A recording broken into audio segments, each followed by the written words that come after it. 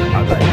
રાજ્યના અનેક વિસ્તારોમાં મેઘરાજાએ ફરી એન્ટ્રી મારી છે, જ્યારે ફરી એકવાર અતિ ભારે વરસાદની આગાહી હવામાન નિષ્ણાત અંબાલાલ પટેલે કરી છે. એના મુજબ આપણે વાત કરીએ તો આગામી 72 કલાક રાજ્યમાં ભારે વરસાદ પડી શકે છે. અંબાલાલ પટેલ કે જે અત્યારે હવામાન ખાતાની એક નિષ્ણાત આગેવાન તરીકે આવી ચૂક્યા છે અને તેમણે દક્ષિણ ગુજરાતમાં અનેક વિસ્તારોમાં 8 થી 10 ઇંચ વરસાદ આવી શકે છે. અંબાલાલ પટેલે કહ્યું કે દક્ષિણ સૌરાષ્ટ્રમાં ભારે વરસાદ આવી શકે છે. નવરાત્રી દરમિયાન રાજ્યમાં વરસાદ આવી શકે છે. 3 થી 5 ઓક્ટોબર ભારે વરસાદ વરસી શકે છે. આ જિલ્લાઓમાં વરસાદની આગાહી કરવામાં આવી છે. જે જિલ્લાઓના નામ હવે હું તમને જણાવું.